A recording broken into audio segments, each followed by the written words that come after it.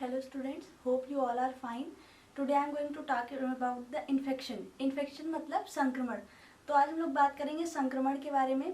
संक्रमण होता है किसी व्यक्ति या पशु में किसी संक्रामक एजेंट द्वारा रोग का फैलना और वृद्धि करना. मतलब कोई बैक्टीरिया या वायरस किसी इंसान या पशु में एंट्री करने के बाद, प्रवेश करने के बाद वहाँ जाकर के वृद्धि करता है, मीन्स ग्रोथ करता है, उसके बाद किसी बीमारी को जन्म देता है. तो इसको बोलते हैं इन्फेक्शन या संक्रमण. तो इसके फैलने का एक प्रोसेस है, वो उस प्रोसेस में इन्फेक्शियस एजेंट होना चाहिए. सबसे पहले आता है इन्फेक्शियस एजेंट, मतलब संक्रमण फैलाने वाला बैक्टीरिया, वायरस या फंगाई. उसके बाद उसको एक आवास चाहिए होता है. आवास मतलब रहने के लिए घर, जिसको रिजर्वायर बोलते हैं. वो एक इंसान भी हो सकता है या फिर कोई पशु हो सकता है. तो उसके बाद उसको पोर्टल ऑफ एग्जिट चाहिए होता है. एग्जिट मतलब कैसे वो किसी एक इंसान या पशु से दूसरे में जाता है. उसके बाद उसको ट्रांसमिशन चाहिए होता है. ट्रांसमिशन मतलब स्थानांतरित. वो किसी ड्रॉपलेट के द्वारा, किसी बूंद के द्वारा, हवा के द्वारा एक इंसान से दूसरे इंसान में किस तरीके से या किस जरिए से वो जाता है, तो उसको स्थानांतरण, स्थानांतरित बोलते हैं. उसके बाद उसको एक ससेप्टेबल होस्ट चाहिए होता है. ससेप्टेबल होस्ट उसको चाहिए होता है जिसके अंदर वो जा करके रहे और बीमारी को फैलाए. उसके बाद फिर से यही चक्र प्रारंभ हो जाता है. Infectious agent, reservoir, portal of entry. उसके बाद पोर्टल ऑफ एंट्री के बाद susceptible host and exit also. So ये होता है प्रोसेस कैसे फैलता है. उसके बाद बात करेंगे कॉजेस क्या होते हैं इन्फेक्शन के. इन्फेक्शन किस वजह से होता है. सो यहाँ पे बैक्टीरिया, वायरस, फंगाई ये और पैरासाइट्स, इनके द्वारा क्या होता है, इन्फेक्शन फैलता है. तो बैक्टीरिया में कई तरीके के बैक्टीरिया आते हैं, ग्राम पॉजिटिव, नेगेटिव. इसमें स्टेफाइलोकोकस ऑरियस, ये सारा क्या है, बैक्टीरिया के टाइप्स हैं जिनकी वजह से रोग होता है और फैलता है. किसी इंसान को अगर बैक्टीरिया एंट्री हो गया थ्रू द माउथ या फिर कोई और पोर्टल ऑफ एंट्री के थ्रू, तो क्या होगा, उसको इन्फेक्शन हो जाएगा, रोग हो जाएगा. इसी तरीके से वायरस है. वायरस क्या होता है, कॉमन कोल्ड से लेके एड्स की तरीके की बीमारियां फैलाता है इंसान में. ये भी पोर्टल ऑफ एंट्री के थ्रू जो है एंट्री करता है किसी इंसान या पशु में, उसके बाद रोग को फैलाता है. उसके बाद पैरासाइट्स. पैरासाइट्स में क्या होता है, किसी पशु के द्वारा या कोई जरिया होना चाहिए, जैसे मच्छर, मक्खी, कोई गाय, भैंस या चूहे, ऐसा कुछ होता है जिसके द्वारा क्या है, उस इंसान तक बैक्टीरिया या वायरस या पैरासाइट्स आ पाए. ठीक है. पैरासाइट्स आने के बाद वहाँ पे इन्फेक्शन कॉज करेंगे. उसके बाद फिर फंगाई. फंगाई क्या होता है, जैसे क्लेमाइडिया, कैंडिडा, ये सारे इन्फेक्शन कॉज होता है. ये कॉजेस है बैक्टीरिया, वायरस, फंगाई और पैरासाइट्स. इसके बाद बात करेंगे कितने टाइप के इन्फेक्शन होते हैं. अभी तक था कि कॉजेस क्या है, इन्फेक्शन का प्रोसेस क्या है, इन्फेक्शन होता क्या है.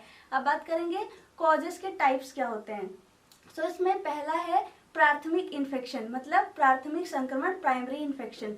इसमें जब फर्स्ट टाइम किसी इंसान को इन्फेक्शन होता है तो उसको बोलते हैं प्राथमिक इन्फेक्शन. इसमें लक्षण भी आते हैं और उसका फिर उपचार करना होता है. द्वितीय में क्या होता है, एक इंसान में प्राथमिक इन्फेक्शन हो चुका है, अब वो ट्रीट हो गया. ट्रीटमेंट के बाद उसकी प्रतिरोधक क्षमता कम हो गई. प्रतिरोधक क्षमता कम होने की वजह से कोई और इन्फेक्शन हो गया, बैक्टीरिया, वायरस, पैरासाइट, फंगाई, किसी भी द्वारा क्या होगा, कोई दूसरा इन्फेक्शन हो गया, इसलिए उसको बोलते हैं द्वितीयक इन्फेक्शन. उसके बाद है चिकित्सल इन्फेक्शन, चिकित्सल संक्रमण.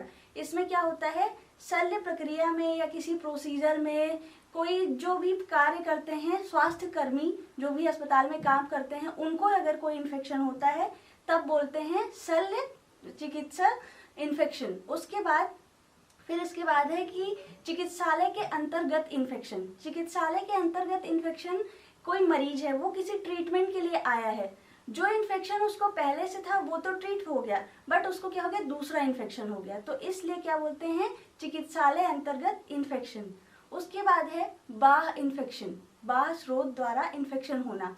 मतलब कोई बाहरी स्रोत है, हो सकता है वो कोई डस्ट हो, एलर्जन हो, उसके अंदर कोई बैक्टीरिया, वायरस प्रेजेंट हो और उससे इन्फेक्शन हो जाए. उसके बाद अंतः स्रोत इन्फेक्शन. अंतः स्रोत इन्फेक्शन में क्या होता है, जैसे लंग्स में इन्फेक्शन हुआ है, ट्यूबरकुलोसिस हुआ है लंग्स में, किसी बैक्टीरिया द्वारा, या फिर ट्यूबरकुलोसिस की अभी हम एग्जांपल लेते हैं, ट्यूबरकुलोसिस द्वारा इन्फेक्शन हुआ है, वही ट्यूबरकुलोसिस का इन्फेक्शन लंग्स से फैल करके जब बोन्स में चला जाए या फिर जो है किसी अन्य अंग में चला जाए तब उसको बोलते हैं अंतःस्रोत इन्फेक्शन। उसके बाद नैदानिक इन्फेक्शन, नैदानिक संक्रमण। नैदानिक संक्रमण में क्या होता है, इसमें लक्षण दिखते हैं, कोई भी इन्फेक्शन हुआ तो उसके लक्षण दिखे और ट्रीटमेंट कर देते हैं। इसी का अपोजिट है उपनैदानिक। उपनैदानिक में मीन्स सब क्लिनिकल, इसमें इन्फेक्शन तो होता है बट उसका कोई लक्षण नहीं दिखता है और असिम्प्टोमेटिक इसको बोलते हैं। मीन्स जो इंसान है उसमें कोई लक्षण नहीं दिखेगा बट वो दूसरे को कॉज कर सकता है वो इन्फेक्शन, तो इसको उपनैदानिक बोलते हैं। उसके बाद हम बात करेंगे क्रॉस इन्फेक्शन की। क्रॉस इन्फेक्शन में क्या होता है, कोई इंसान है उसको एक इन्फेक्शन है पहले से प्रेजेंट है और दूसरा इन्फेक्शन क्या हो गया, आ गया, तो उसको दो इन्फेक्शन एक साथ हुए हैं, इसलिए उसको बोलते हैं क्रॉस इन्फेक्शन।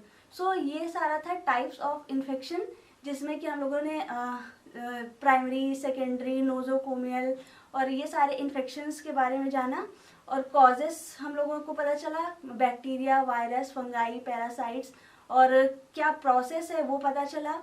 और किसी इन्फेक्शन को कॉज होने के लिए होस्ट, इन्वायरमेंट और एजेंट की ज़रूरत होती है। तो होस्ट वो इंसान हो सकता है, पशु हो सकता है, agent bacteria, virus, fungi, parasites हो सकते हैं, और इन्वायरमेंट वो होता है जिसमें जो बैक्टीरिया, वायरस या संक्रामक जो संक्रमण फैला रहा है उसको, उस इन्वायरमेंट में ऐसा इन्वायरमेंट चाहिए होता है जिसमें वो जिंदा रह सके और इन्फेक्शन को फैला सके।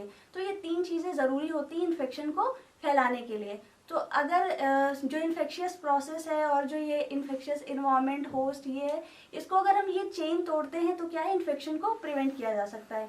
सो I hope you all understand about the infection. So thank you class.